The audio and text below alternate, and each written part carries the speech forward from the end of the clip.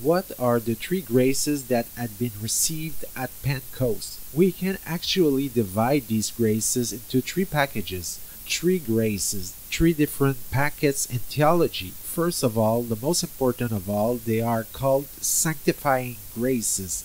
That means the presence of the Holy Spirit created within the hearts of those who have received the Holy Spirit.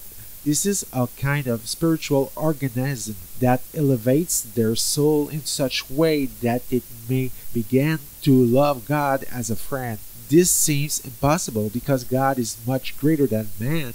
This sanctifying grace will therefore elevate man. God lowers himself towards man.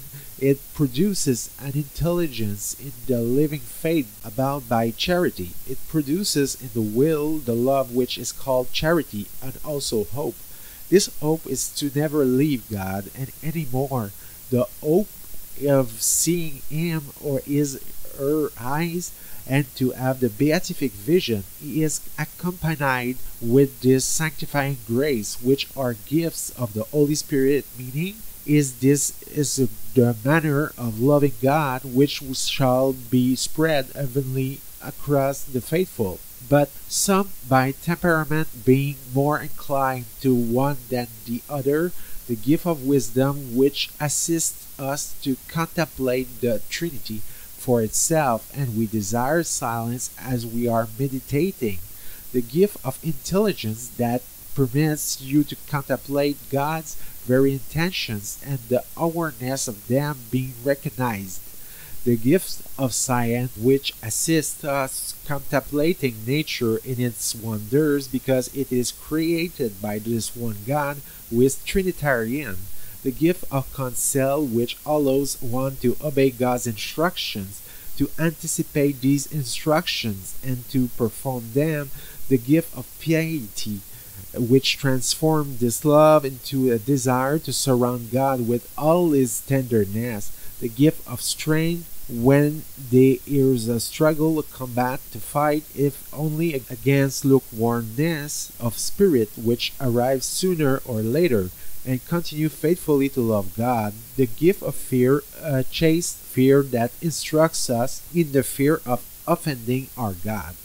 All these gifts, as we can perceive, are brought by charity. They are essential. If they would have been only this gift at Pentecost, this package mentioned, there would have been the essential. This is what St. Paul says.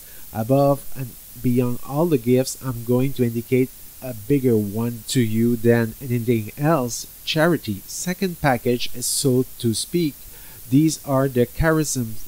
It means that from this day of Pentecost, the Holy Spirit gives the faithful graces which are not linked to their personal holiness, but which go serve to spread the gospel everywhere. And these charisms are numerous. They are subdivided also into three packages. Firstly, those who are allowed to testify of faith, because this faith is known.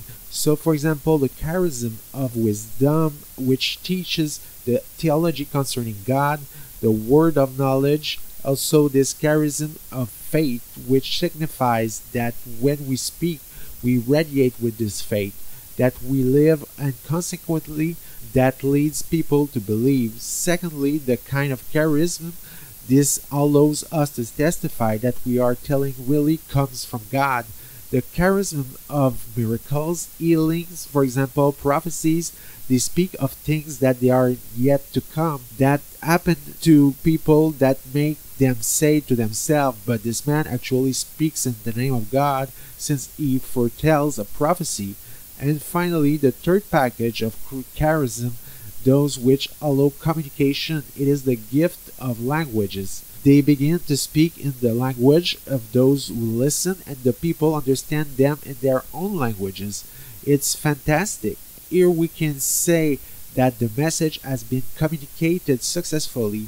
Warning: this package is not necessarily given to saints.